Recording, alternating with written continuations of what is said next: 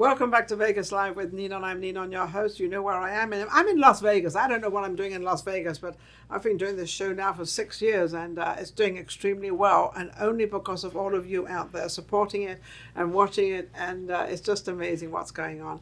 I've never had the Kiwanis Club on my show, so this is going to be exciting. I have Matt. Matt, how are you? I'm doing well, and yourself? You're looking well. I love your Thank suit. you. Doesn't he look all trim, and he's lovely and slender, and makes me want to lose a little weight. Huh? And I didn't think I was heavy. Yikes. And then we have Reva. I got it right. We have Reva. How are you, Reva? Good. How are you? I love this color. Oh my Thank goodness. you. It's one of my favorite colors. And you've got the pink shadow and the lipstick. Oh, this woman looks amazing. Thank you. Now, you must make the Kiwanis very exciting, and things must happen because you've got that type of personality. I would like to think so. Yeah. So what's going on with the Kiwanis Club? What's happening with it? Well, we have a lot going on, and we're part of an international group and one of 9 here in the Las Vegas area. And so coming up in September, we're hopefully doing a huge 9/11 memorial. A memorial for who? Well, obviously 9/11. 9/11. Yes. So a little story about why this is so important to me. I'm married to a retired New York City officer who that was his beat for a year and a half. He actually was there right about an hour after the towers went down. And I can hear him breathing very heavily every night. So it affected my family a lot. And we don't want anyone to forget what happened. No, never forget. That's our motto. Never forget. A lot of people always, in terms of the towers falling, always think of just the victims that day. But there was, for example, all the responders, like my father. They were ill-equipped with proper PPE. Now, your father, so hang on a second. Yes. Is this your... This is my son. So I don't ever pre-interview anybody, so I never know what's going on. So you were very young at the time. No, actually, I'm gonna shock you here. So when the towers had fallen, I had just got out of the Navy. So I will be 44 in December. It doesn't look it, does it? What are you taking on? No, you don't live with anxiety, do you? So you my have a pretty cool son. I think so. That's why I brought him along. In my field in the Navy, I worked in the Air Department, V2, which is Aircraft Launch and Recovery. We had the highest suicidal rate as far as military went in the Navy. Yes. So for me, a lot of the way to work off the stress, because at sea, we would work about 20 hours a day. We're talking 7 days a week for the duration of whatever we're out there at sea. So for us, it's my downtime. I can get like 2 hours of sleep. The gym's open, hit the gym. And ever since then, it's gym 6 days a week for me. So that's my way of working. And you still do that? Yes. And that's a great way of working. He wakes up at 5 o'clock every morning and is in the gym. Good Lord. Yeah. Not for an hour. It's like 3 hours in the gym every morning. 3 hours in. And your husband, how is your husband now? He's okay. But, he has a lot of breathing problems. And people seem to forget the after effects. It's over, it's done, and people forget. But it's not. There are a lot of people out there who still have nightmares. There are a lot of people who have breathing defects. A lot of families young children who lost their parents, who there's no way to replace those parents. No, you can't. No. And, people just seem to forget the whole issue. And being a New Yorker at the time and watching some of my students lose their parents in that effect, knowing that we never knew when my husband was coming back home from work. You didn't know whether 20 years later, it's still the same thing. He was actually at the towers at the time. He was there within an hour. He was called into work. I've never met anybody. Well, I have met at the Pentagon. I interviewed a gentleman from the Pentagon where the plane went into the Pentagon, and the particular place where the plane went in, he was the only survivor, and it was quite a story, and I have the tape of it. I interviewed him in Los Angeles, and it's quite a story, but that's the closest I got to it. I've never really been this close to that tragedy because it was just unbelievable.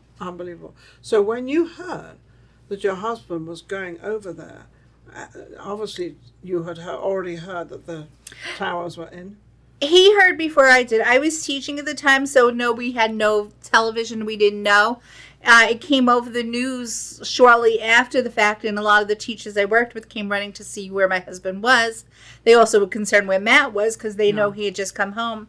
And I found out the hard way. And then he called the school and said, I've been called, I have to go to work. What was your reaction? I would think I was in a state of shock. Did you? Because if you were teaching, you obviously didn't have the television of when it happened. No, we didn't. We home, haven't seen. Well, we saw it later on. When I actually saw it, I couldn't believe it. I've lived in New York all my life, and I just could not imagine something like that happening. It was scary. It was horrifying. I was in Los Angeles at the time, and it was horrifying. Is this really happening? Is this a movie, or what's really going on? And it was just so real. There's people running and things that happened, but your husband obviously survived. He did. I think what scared us the most is you couldn't drive into the city at one point. So when he had to go to work, one of us drove him in on his Shield, and we actually saw them pulling bodies in the trucks out. And that was like, that hit home. Watching the towers on TV, it's a TV show. Thing, yeah. But when you drive by and you see the trucks coming out with body after body, it hits home. It hits home. So is it something that you think of constantly? Yes, because he has this breathing problem, and I can hear it. And it doesn't go away because every time I hear him breathe at night, you hear it. What has it done to you? What effect has it had So, on you? Bigger picture, yes, the towers affected me. The thing for me is my battle group replaced the USS Cole after it was attacked. So when the Cole was attacked and brought back in, everyone knows that was Osama bin Laden and Al-Qaeda. So my battle group went through Yemen. At that time, that was the same exact location where the USS Cole was attacked by the Fisher boat. Yes. So for me, it's like, okay, why isn't my battle group attacking? We know who did it. We're not attacking who did it. Fast forward to right after my 6 months deployment overseas, it's the same guy popping up on TV like, look what I did to your Twin Towers now. And I'm like, oh my God.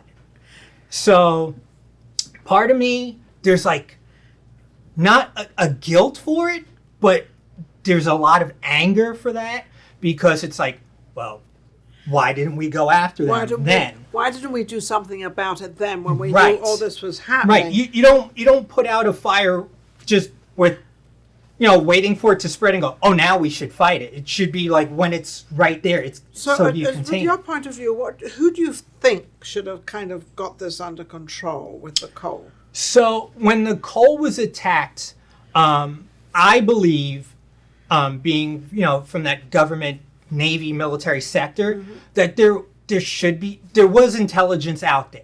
Of right? course, intelligence so everywhere. As you gather intelligence after the fact, and we all knew because there's a guy on TV from the cave saying, I take credit for this. Okay, why aren't we going?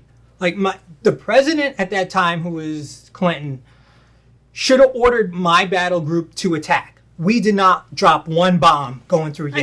And you were there. Yes. So this is living proof right here. Yeah, I went through Yemen. And you as a single person thinking to yourself, why aren't we going into attack? Right. So after the towers had fallen, you're talking about 10,000 people, victims, right?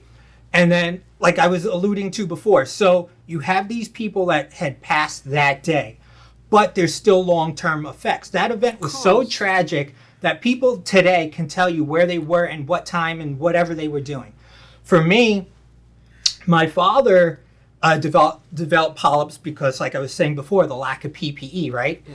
So he wound up getting a nasal surgery. A few years later, they've grown back. He got a second nasal surgery. Now they're growing back again.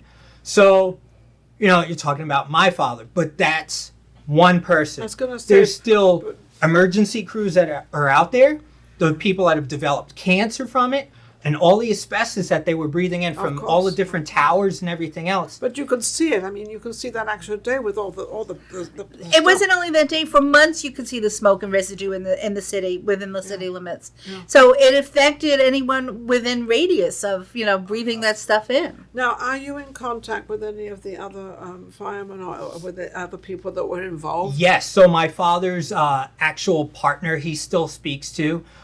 He lost a few of his friends along the way. We have T-shirts at home that have their names on it.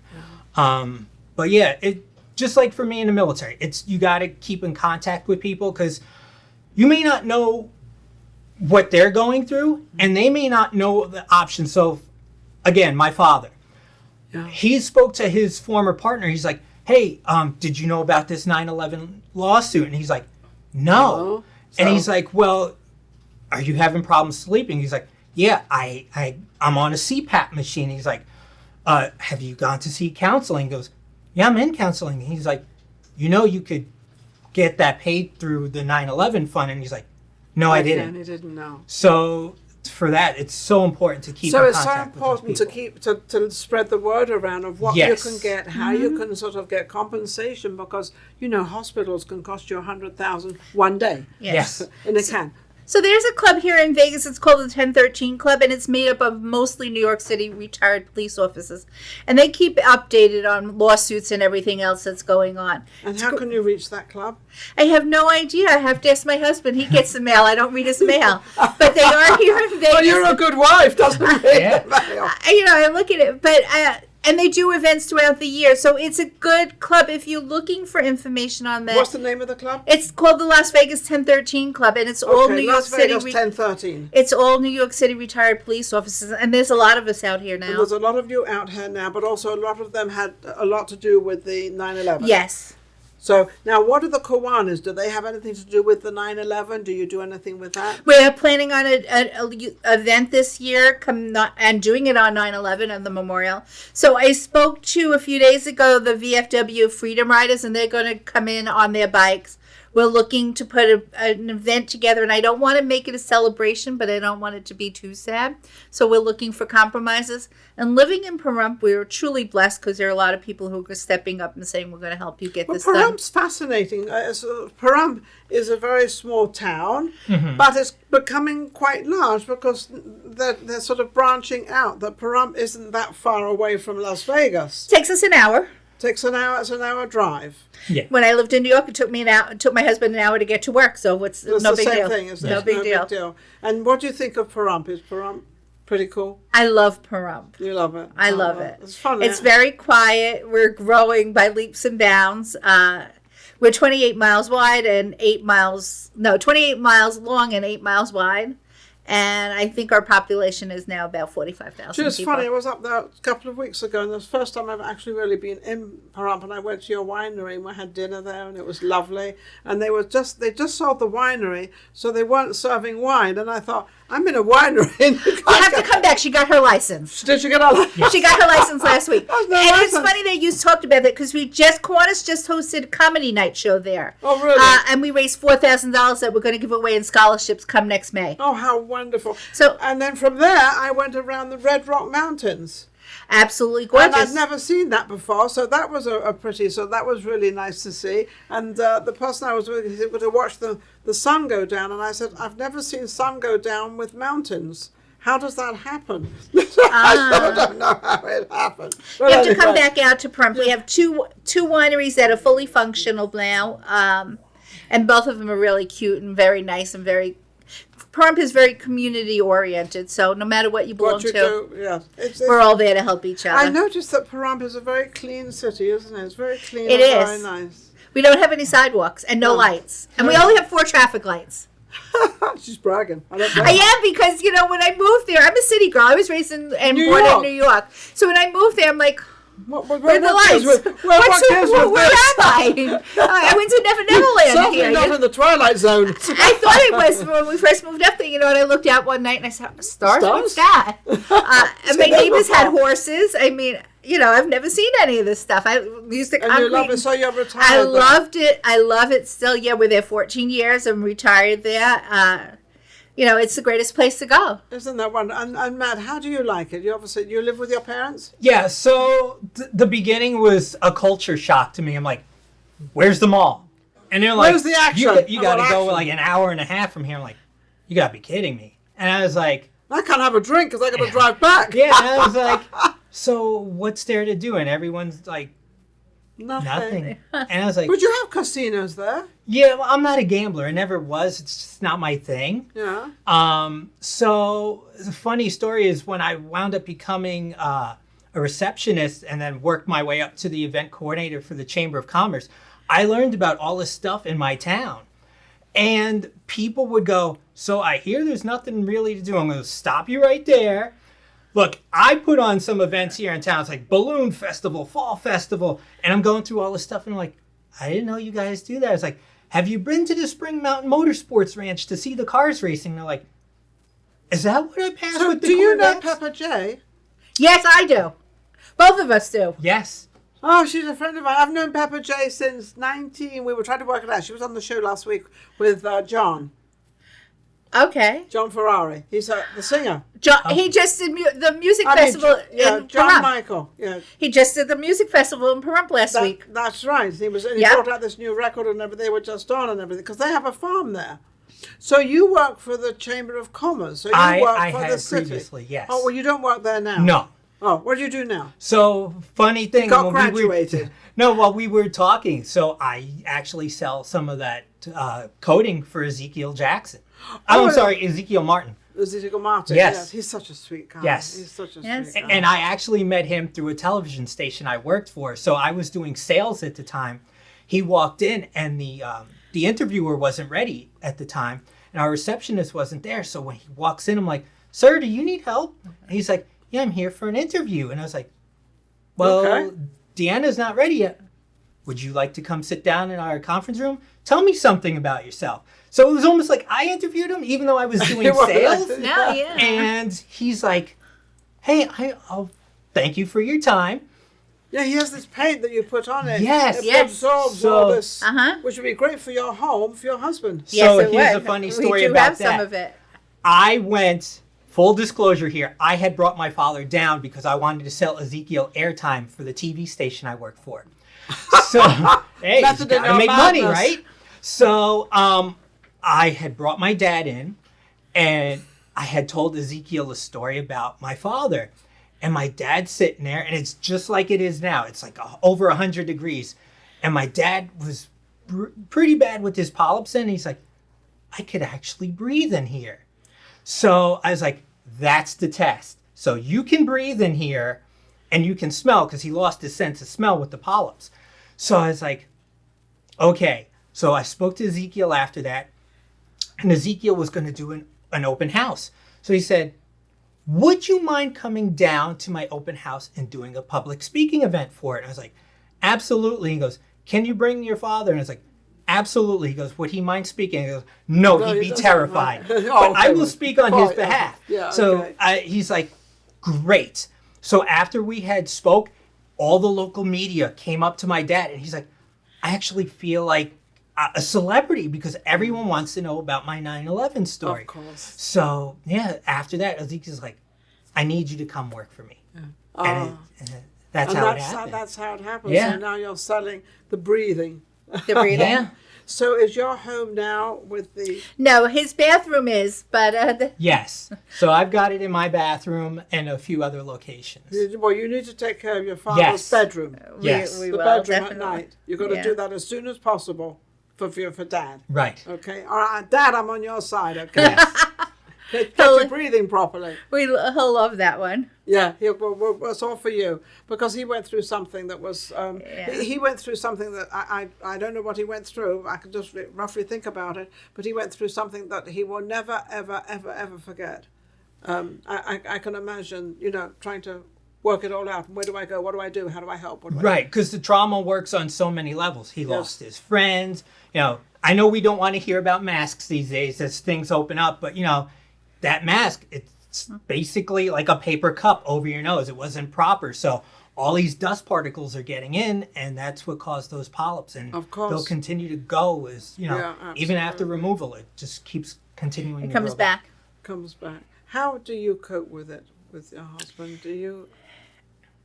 at times I don't think about it till I have to rush him to the doctor, and then it hits home. It hits home. And I think that's why we asked you if we could do a 9/11 event, because in this political situation, it's the blue against the red, and it's time that we come back together and think about who our enemies are and what's going on and how, 20 years how ago. Can we help? 20 years ago, it could happen again, and we need to come together and work on that, not. Absolutely. So when is your event going to be? It's going to be on September 11th at probably about 6 o'clock in the evening. And I know there's one in the morning that day also in Pahrump. We'll work together with that. And we're just... And this is going to be in Pahrump. Bring in awareness back. And where in Pahrump is it going to be? The main city hall? No, in Petrick Park. Right in the park. Right in the park. Okay, so you can go to the park. 9/11. They've got something going on in the morning, but 6 o'clock is going to start. Yes. You've got all sorts of. You have bands and singers. We're working on that now. I have an entertainment committee person who's working on that. I have a former lieutenant colonel who's working on the military part for us. Like I said, Pahrump is just coming together on this. You definitely want them not to forget 9/11. No. And to let it. 20 years later, it's still in existence. Still in, It's 20 years already. Amazing. How do you tell the children who lost their parents that day? How do you explain that it was all right? You can't. They lost their parents. They were very young, and now they grew up without a parent. So it's something that will live in our hearts forever. Forever and ever. Yes. As well as we've got the towers, which were very prominent in New York. Right. So I actually went to the towers after it happened. Yeah. And the heartbreaking thing was they had these blue kind of makeshift walls around. And all of those were almost like the things you used to see on the milk carton, like, have you seen me? Missing. Hey, this is my sister. If you've seen this person in an area, please contact. And I'm like, wow. What happened? That is just like I was crying looking at that wall. Of course. It's just so sad and bringing it back again.